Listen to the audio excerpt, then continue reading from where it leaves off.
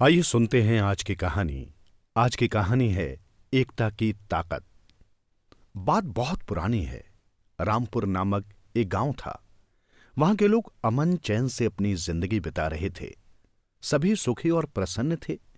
किसी को किसी चीज की कमी नहीं थी। पूरा गांव हर तरह से समृद्ध था। अचानक उस गांव के लोगों पर भारी विपत्ति आ गई। हीरा नामक एक बदमाश अपने साथियों के साथ गांव में आकर उत्पात मचाने लगा। हीरा बार बार उस गांव में आता और जबरन लोगों से रुपया मांगता था। रुपया नहीं मिलने पर वो किसी परिवार के बच्चे को उठा ले जाता और उसकी हत्या करने की धमकी देता। उसकी इस जबरन वसूली से सारा गांव त्रस्त था। लोग दुखी रहने लगे। बच्चे की जान बचाने के लिए लोग मजबूरी में हीरा को रुपए दे देते। इस प्रकार हीरा का आतंक उस गांव में बढ़ता ही गया। एक बार उस गांव में एक महात्मा जी आए। लोगों ने सोचा क्यों न हीरा के आतंक से मुक्ति पाने के लिए महात्मा जी से परामर्श किया जाए। महात्मा जी गांव से दूर एक निर्जन स्थान पर झोंपड़ी बनाकर रहने लगे। गांव वाले महात्मा जी के पास गए और बोले, महाराज, हम लोगों ने सुना है कि आप एक पहुंचे हुए संत हैं। आपके आशीर्वाद और मंत्र से लोगों के दुख दूर हो जाया करते हैं। हम ग्रामवासी भी बहुत दुखी हैं। हीरा नामक एक बदमाश आकर हमारे गांव में उत्पात मचाता है और लोगों से जबरन रुपए वसूल कर ले जाता है। रुपए नहीं देने पर उस परिवार के बच्चे को जबरन उठा ले जाता है और बच्चे की हत्या करने की धमकी देता है। हम लोग उसके आतंक से बहुत परेशान हैं। अब आप ही हमें इस बदमाश से छुटकारा दिला सकते हैं।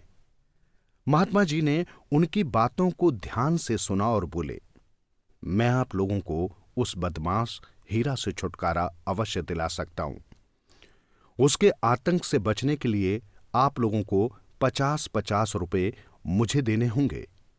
50-50 रुपए से बदमाश हीरा से बचने का उपाय गांव वालों को सस्ता लगा। वे महात्मा जी को 50-50 रुपए देने के लिए सहर्ष तैयार हो गए। गांव वासियों ने 50-50 रुपए महात्मा जी को सौंप दिए।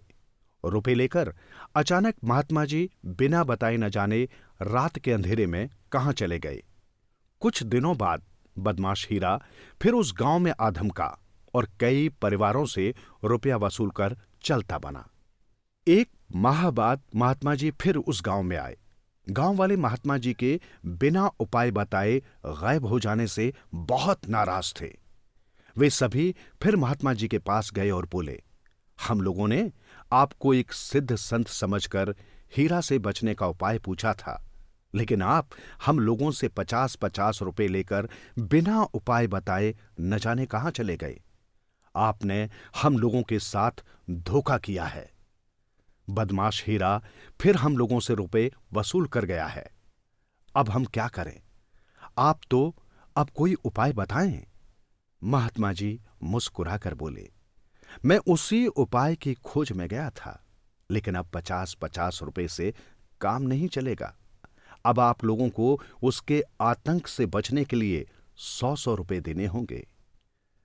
महात्मा जी की बातें सुनकर गांव वालों ने सोचा, बदमाश हीरा हम लोगों से हजारों रुपए जबरन ले जाता है।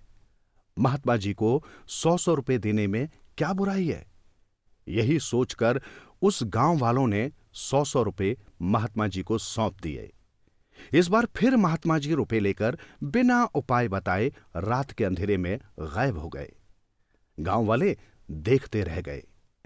बदमाश हीरा फिर उस गांव में आया और मार पीट कर जबरन रुपए ले गया। कुछ समय बाद महात्मा जी फिर उस गांव में आए। इस बार गांव वाले महात्मा जी पर गुस्से से आग बबूला थे। वे महात्मा जी के पास आकर बोले, आपने हमारे साथ बहुत बड़ा धोखा किया है। बदमाश हीरा फिर आया था और लोगों से मार पीट कर जबरन रुपए ले गया। हमें लगता है कि आप महात्मा नहीं, ढोंगी हैं।